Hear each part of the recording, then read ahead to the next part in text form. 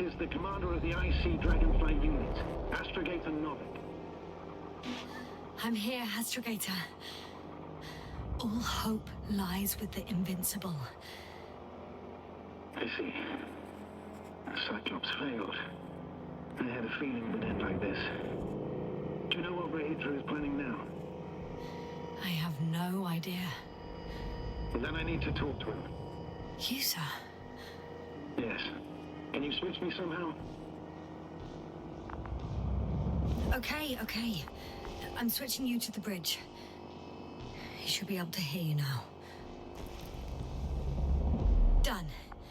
Please talk. Hello, Condor. This is Astrogator Novik, commander of the IC Dragonfly ship. I repeat, this is Astrogator Novik to the crew of the USCA Condor cruiser. Please come in. Could you stop with all these? Rahitra, Engineer Rahitra. Among our crew, I'm the last man standing, so to speak, which I guess makes me commander. Who would have thought? In that case, I'm making an official request to join our forces, to prevent the danger that threatens both sides. Oh, enough, Novik. That's enough. I agree, officially, and all that jazz. We're already taking steps to eliminate the threat. I'd even say that your crew is working on it pretty damn actively. We stopped playing defense and took the fight to them. The Cloud suffered significant losses. As a counterattack, though, it disrupted our communications. Playing defense sounds a lot better than we're getting our asses kicked. Doctor, not now, please. No, it's true. Fighting against the Cloud is exceptionally difficult. But any opponent can be defeated. All it takes is the right tool. Meaning what exactly? Let me remind you that we're dealing with a dispersed entity whose technological prowess is still unknown. And it has so far destabilized every machine sent its way. Even the most specialized ones. That's why I'll keep it simple this time. No electro brains, no memory, only pure energy. You still haven't answered me, Rahitra. Please, just tell me straight. What are you up to? I'm arming the charges. Arming what? Explosives, cluster munitions? Hydrogen. What? Rahitra? Are you serious? Damn right. I won't leave all this unresolved. How many warheads do you have? 54. From 30 kilos to 100 megatons. Oh, that's quite an arsenal. Over the top, I'd say. We really do have enough power. That's an understatement, Doctor. An amount of energy could rip the planet to pieces. I'm not an idiot. I won't send everything at once. I'm preparing 8 smaller warheads to start with. And then? We'll see. Are you sure this is a good idea, Rahitra? Listen, Yasna, I know how it must look to you. A hot-headed guy from the Alliance who wants to use nukes. But put yourself in my shoes. I have 24 hours tops of complete situational awareness. I'm taking action here and now based on my best judgment. I don't know what will happen later. Where will I wake up? In what condition? So I'm going to avenge my people before that happens and ensure the safety of those who survived. They all deserve better than this. I know you understand. You like me. You would do anything for your crew.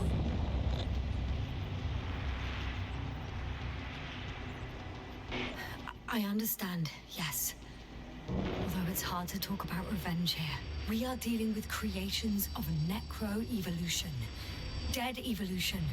Or probably non-sentient ones. Taking revenge on the Cloud is like... Whipping the ocean for sinking a ship? Exactly. Like Xerxes. That's why I would consider this problem in the category of neutralization. Not vengeance. After all, nothing guarantees the flies will stay on Regis 3 if they continue to evolve. Wait a minute, Doctor. Even if they were to master space navigation, wouldn't it take hundreds of thousands of years? Millions of years, even, considering the evolutionary timeline. However, they could threaten humanity much sooner by sheer chance. Not a chance I'm willing to take. Let's not overreact. If we factor in sheer chance, we might as well get killed by a meteor. No, Nuvik. It's not a meteor or an ocean or a storm. They don't hunt or degrade or cripple you mentally. You, Hitra, are still reasoning as though we were standing face to face with a thinking opponent. What if these beings are not our enemy at all? Oh, good one. Are you forgetting how many of us they've already killed? I will never forget, Hitra. Still, I can't help feeling that they operate without any strategic plan. They attack from one incident to another. They're non-sentient, as the doctor put it. So what, they're stupid? And that's why they can't be hostile? It's absolute nonsense. Well, it could be. Yasna, what do you think?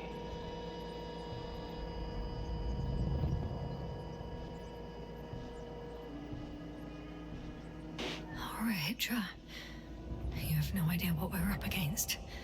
These mechanisms are just doing what they did a millennia ago. And we were the ones that provoked them. What? How? By coming here with all our gear, blasters, transmitters, rockets.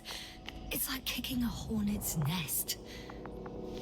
They've faced countless species over millions of years. At this scale, humanity is just a blip to them. Wait, what species are you talking about? Dr. Yasna found various traces of conflict, lasting for hundreds of thousands of generations. Both living organisms and mechanical creators of the cloud, as well as other products of dead evolution. The list is quite long. Hang on. Creators? Yes.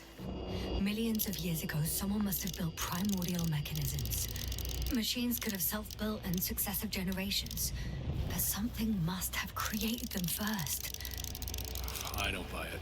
It's like some robot fables. No, Rachel, these are no fables. We have gathered evidence for this. How did these machines even get here? Who built them? Our cyberneticist had a hypothesis before he lost consciousness. About the Lyrans. Yes, that one. Lyrans. It does ring a bell. Wasn't there a book about them? The Kremlin's monograph. According to his notes, before the explosion of Zeta Lyra, the sixth planet of the system was inhabited by intelligent beings. Let's say their scout ship landed here and that a disaster occurred. Some kind of reactor explosion, chain reaction. Suffice to say, the wreckage that landed on Regis 3 had no living beings on board. Only the machine survived. And then what? They started bashing in each other's tin heads? Doesn't make much sense to me. Machines don't have emotions. They don't argue. First things first. Millions of years ago, some highly advanced race sent machines to Regis 3. And these were specialized homeostatic mechanisms, left with no one to command them. As an engineer, you know well how it is. A robot does what it needs to do, whether it serves someone or not. At first, they probably just repaired themselves, or built a home for their dead masters. Until something forced them to change. Exactly. Certain types of predator eat anything that moves. So I'm betting they were attacked by local fauna. The key was that these machines had the ability to produce others as needed. To combat, say, flying reptiles, they started producing flying machines. That still doesn't explain why they started fighting among themselves. Since they already defeated the living organisms, why keep producing themselves? It makes no sense. What's a guiding principle of a homeostat? I don't... That was a rhetorical question. It's all about survival in changing conditions, even the harshest ones. Further forms of necroevolution were no longer threatened by the local fauna, but they had to find sources of energy and materials from which they could produce replacement parts and offspring. Originally, their descendants were undoubtedly powered by radiant radiation. But on Regis, there are no radioactive elements at all. Sounds familiar. When the energy runs out, you have to wheel and deal. Yes, the default source wasn't available anywhere. So they had to look for an alternative. There was a severe energy crisis and a conflict among the machines. Simply put, they fought to survive. Exist. That's what evolution is all about. About selection. Wait, Doctor. We've established that these beings are mindless. Shouldn't the organisms with the most developed nervous systems win the game of evolution? In this case, instead of a nervous system, there was some kind of electrical one, but the principle remains the same. Not exactly, sir. The most advanced of the mechanisms that landed here derived energy from their own radioactive resources. Simpler devices such as small repair systems could have had solar panels. And in that case, would have had a significant advantage over the others. But the other ones could defend themselves. They could attack. With atomic power, yes, that's possible. But I see it differently. In necroevolution, the most successful beings were those that excelled in miniaturization above all else. Also, the sedentary creations. The former gave rise to the cloud, which the flies form when necessary, in pursuit of a common interest. Meanwhile, the sedentary ones gave rise to a peculiar species of metallic vegetation. Those structures formed the city. So, it's still functional? No. For some reason, the city lost a fight for survival. And now, there are only rusting remains. Only one form survived. The microbots that conquered the land on Regis 3. So, these flies just adapted best. To the conditions of this planet. Yes, that's how it works. So, to summarize, some alien race sent advanced robots to Regis 3. The local dinosaur-like monsters tried to eat them, so the robots produced other robots, which produced more and more robots, until they fell victim to their own overproduction. After a number of iterations and wars for resources, they spat out the murderous cloud, which took over the planet. Indeed. To put it simply. For me, the matter is perfectly clear. It makes no sense to bomb these creatures. I'll even say it's a greater danger to us than to them.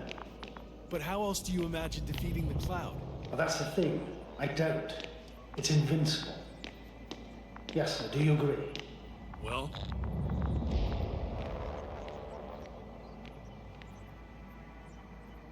Actually, I don't. I think we should proceed with the attack. Even after everything you've learned, Doctor? After everything you've been through?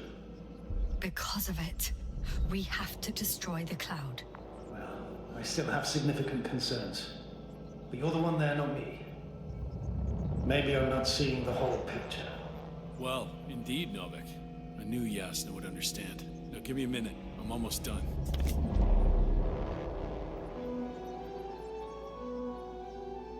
See these switches? The ones on the launch control unit? Yeah, I see. Do I use them to launch the rockets? Not yet. We use a button for that. The red one.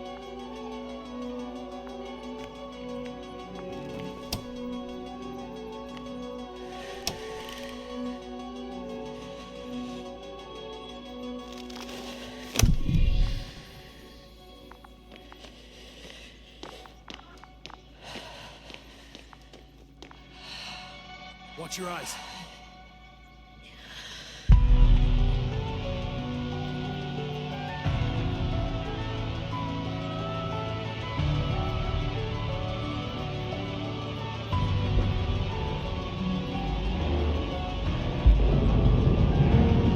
This'll clear the area of the flies. I can already see them melting.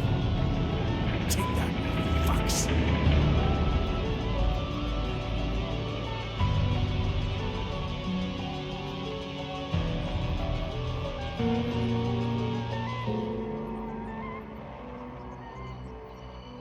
Hydra, they're flying this way. What have you done?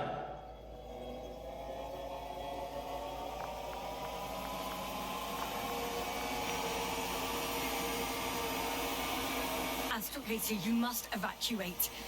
Now. I'll join you later.